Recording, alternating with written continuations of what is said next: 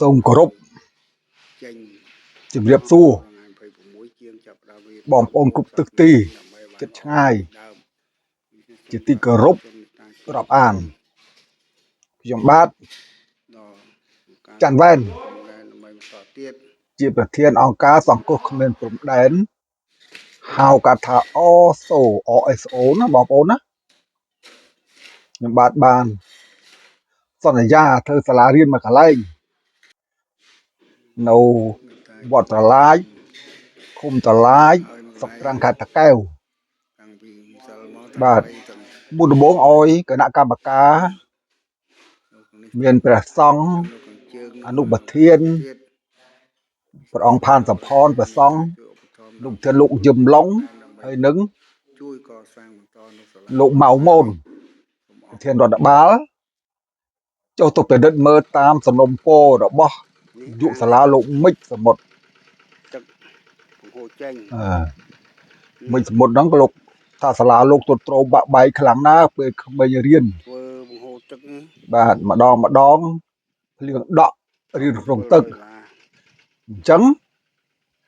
ខ្ញុំបាទមើលជាក់ស្ដែងបើមានលោកអ៊ីវហេងលោកអ៊ីវហេងជាអនុប្រធានអង្គការខេត្តតាកែវហ្នឹងសាលានេះនៅស្ថិតនៅក្នុងវត្តតឡាចឃុំតឡាចស្រុកត្រាំងខេត្តតាកែវបាទបានពិនិត្យមើលទៅជាក់ស្ដែងខ្ញុំបាទក៏នឹកឃើញថាមើលទៅវាជាក់ស្ដែងក៏សន្យាធ្វើមុនដំបូងធ្វើតែបណ្ដាល័យមួយណាមកបន្ទប់ហ្នឹងបាទវាបាក់វាបែកទឹកចូលមកសភៅទៅទឹកក្មេងមិនអាចអានបានទេស្ដាយសភៅណា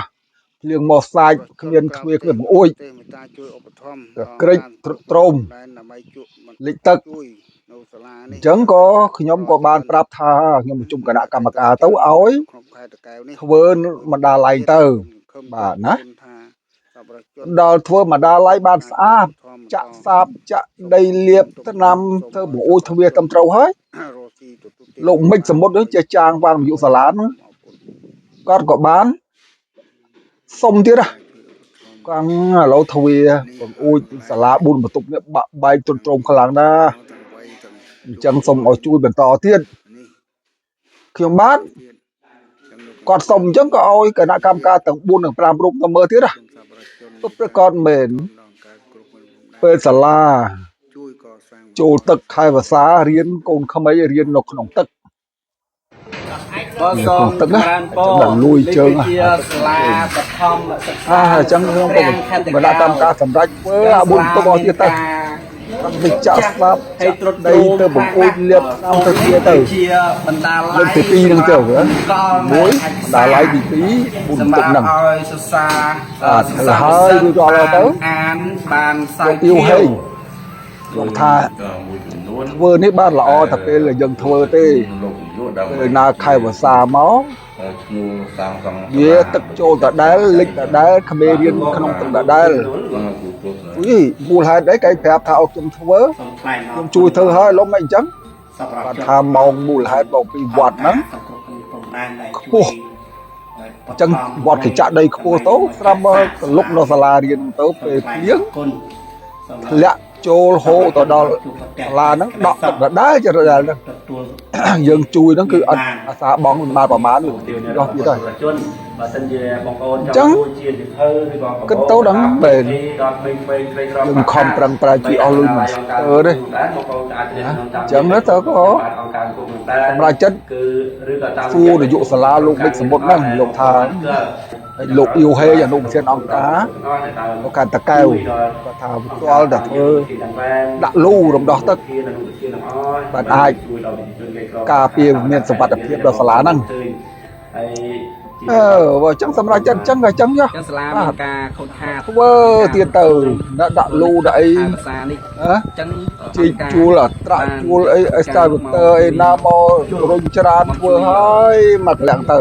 ចាក់សា លើកទី3ណា ហើយកុំឲ្យលេខទឹកសម្រាប់ឲ្យពេងសិក្សារៀនសូត្រ ដល់ធ្វើហើយយើងទៅយកសាលាស្នើទៀតណា លើទៅលើវិស័យអប់រំនៃកម្ពុជា ឥឡូវបាន14បន្ទប់ទេកូនសិស្សជិត500នាក់ឯនោះ សាលាច្រើនទេ យើងកលើគ្នាហ្នឹង មានការកត់ខាតមានការ អង្គុយបាន12នាក់3នាក់ឡើងអង្គុយ4នាក់5នាក់អីអញ្ចឹងទៅហើយសាលានោះអា3បន្ទប់ទៀតនោះវាបាក់បែកគ្មានទ្វារគ្មានបង្អួចអីបាក់បែកតាំងពីអដេញចិញ្ចឹងសាលារៀនហ្នឹងតរវាយចោលបើមិនចឹងឯណាមួយបាក់មកសង្កត់លើកូនសិស្សហ្នឹងហើយគ្មានຕົកហ្នឹងក៏អីចឹងណាអ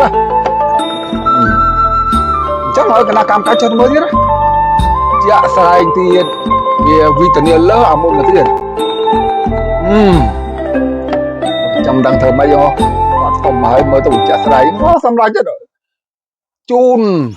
តាមដំណើរជូនតាមដំណើរដោយសម្ដេចយូអូនតែហើយជូនតាមដំណើររីវ៉ូត3បន្ទុំទៀតណាបាទគឺទៅលើកទី4ថ្លឹងមកស្មើតែលើកទី1ទេលោកឈានចូលទី2ឈានទៅទី3ឈានចូលទី4នៅទីដែលលោកកំពុងធ្វើបាទកំពុងវាយអញ្ចឹងអាបាក់ពុកនឹងធ្វើប្រពន្ធធ្វើអីជាប់មកជាមួយរៀបថ្នាំវាយចាក់សាបអីណាអត់មែនរវល់តិចទៀតបាត់សុំទៅវិញហើយនៅរខ្ញុំឯនៅមួយជាងអញ្ចឹងកំពុងធ្វើសប្បុរសជនទាំងអស់អញ្ចឹងសរុបទឹកប្រាក់មកអស់ជិត$10000ចាប់ពីថ្ងៃទៅបែបទឹកឡើងលិចហើយព្រោះបានហូរទឹកដាក់លោកទេអង្គការយើងគឺមិនជំនួយវៀតណាមបងប្អូនណាទូយលោដានេះធំមកកុំឲ្យស្ទះបានលុយវៀតណាមមកបាទសូមអរគុណដែលសូមគ្រប់ជូនពរសុខភាពល្អជ័យជំនះវៀតណាមមកសូមអរគុណអញ្ចឹងក៏អំពាវនាវឲ្យសប្បុរសជនមេត្តាជួយអង្គការបានលុយពីណាបានលុយបានតែឃើញបនទៀនហ្នឹងសុំវត្តសុំវាដាក់ធុងរែងជះលុយទិញទូហ្នឹងសល់ប្រមាណគ្រប់គ្រាន់អញ្ចឹងខ្ញុំបានជាប្រធានណាកាន់វ៉ែនហ្នឹងខ្ញុំបានហ្នឹងក៏ចូល$2000មុនគេចូល$2000មុនគេហើយដល់អញ្ចឹងប្អូនខ្ញុំបានឈ្មោះវ៉ែនទុំហ្នឹងឲ្យធ្វើប្រធាននៅវិញដល់គាត់ចូល$1700អាយ៉ាណាទីហ្នឹងបាន$3000ជាងហើយណាដូច្នេះសរុបចុះទៅឡើងធ្វើបានមកហើយណាសូមរំលឹកថាអញ្ចេះធ្វើលើកទី1អស់$4500ហើយលើកទី2អស់$4200រួមលូទឹករំដោះទឹកនឹងផងអស់$3700អាហ្នឹងមិនបានថែមថយទេថែមថយខ្ទង់10000ណានៅធ្វើអានេះខ្វះនោះមិនដឹងទេប៉ាឡូវហ្នឹងសរុបដែលត្រូវធ្វើនេះ$8700អាណារួមទាំងចែកកតាបចែកអីឲ្យក្មេងផងវាច្រើនតទៀតហើយលុយបងទុំខ្ញុំបានដឹកជូន$1700គាត់ចូលច្រើនណាស់ហើយលុយខ្ញុំបាទចាំបានក្រុមគ្រួសារហ្នឹង$2000ទៀតទូដាក់ទៅទៅហើយលុយគេជួយខ្ញុំចូលរួមនោះបានតែ$2450ទេពីព្រោះហើយកន្លែងនេះជាបានតម្លៃអញ្ចឹងមួយដែលទៅនឹងជួសជុលរួចអង្គការមុនមកវា$2550គ្មានអីចឹងទេតែឥឡូវអង្គការបានគ្រប់ចំនួន800ដើម្បីឲ្យ$8700នឹងថែមថយទៀតទេណាស្រាវជ្រាវរកឯកសារដឹងទេប៉ុន្តែថែមថយឬអស់លទ្ធភាពនៅតាមមើលបើសិនជាបងមិនអាចជួយតទៀតបានឡើយគឺមានសភៅគ្រប់មុខមានភាសាអង់គ្លេសភាសាខ្មែរមានចឹងរឿងប្រឡោមលោកផ្សេងទាំងអស់នៅក្នុងកន្លែងដែលសិតសភៅដែលត្រូវស្រាវជ្រាវបើយើងមិនបានចុះទៅពិនិត្យផ្ទាល់ចឹងហើយដូចថាបាយទៅគាត់លឺពីថាសប្បុរសជនគេថាអត់ទីចិត្តទីឆ្ងាយយើងពិបាករយណាស់នៅក្នុងការប្រទេសសរសើរតែណាចូលអីច្រើនអីរាប់រយរាប់ពាន់ខ្ញុំឃើញបងទុំហ្នឹងសាតឡាញអីមេតាបងទុំណា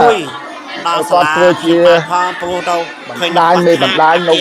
សលិនហ្នឹងគាត់ទៀតវិញវាគេអត់បានក្រុមខ្លាំងពេកហើយគាត់តម្រូវគាត់ទៅអស់$1700ឥឡូវហ្នឹងមិនទាន់ហ៊ានចូលរៀនវាចូល50បានប្រហែលអ្នកហ្នឹងតជួសជុលហើយតិចបានចូលតាម$2000បន្ថែមហើយតាំងតែដេញសប្បុរសជនអស់នឹងចូលផងអស់បានជាង$2000ដែរណាឧបត្ថម្ភដល់សាលាចឹងបានថាដោយការធ្វើហើយបីតែយើងហ៊ានសន្យាទៅធ្វើឲ្យខ្ញុំបានលើបានមានប្រភេទនឹងសប្បុរសជនលុយទាំងអស់ហ្នឹងសាសានុសិស្សជាតែតំបានទៅឃើញមេតាជួយដល់ សាលា ទៅ បឋមសាស្ត្រឡាយផង ចាស់ហើយកូនចៅ មានការខ្វះខាតច្រើ ចេ ន ញថ្លៃថ្លៃហូបចុះ បញ្ហា ទៅអី ទី ឲ្យ 1 ទាំង គឺ អស់លុយកាក់ដែលបានពីសិនលីងជាដេញរដ្ឋាភិបាលមកខ្ញុំជឿកណា ទៅ ទេ ព្រៀនគឺមានអត់ ជួយ មាន អ្នកក្រទៅមកទៅ ខ្វះគ្វាខ្វះបង្អួច ហើយ នៅអាគារតទៅ ចាស់ ថ្លៃ ហើយ ខាង គ្ កើត មាន នោះ ទៅ មាន ចង់បានអីទៀតទេ ខ្លាំងបា អ ទ ញ្ចឹងណា ហើយសូមគោរពជូនពរដល់ អញ្ចឹងខ្ញុំ សប្បុរសជនទាំងអស់ រៀបជូនប៉ុណ្ណឹង ចេះតែសេចក្តីសុខ ហើយសូម អាយុយឺនយូរគ្រប់ពេលវេលា ជឿវាផងដែរបាទអាចជាបងប្អូនមិនចិត្តសប្បុរសអូមេត្តាចូលរួមជួយមេត្តាជួយតាមរយៈអង្គការមកអត់ឲ្យអត់បាត់មួយរៀលបងប្អូនឃើញកាប់ហើយណាខ្ញុំសូមគុណពោប្រកបជួបផ្ទះតែនឹងសេចក្តីសុខដែលចម្រើនបាទរៀងរហូតអរគុណច្រើនបាទ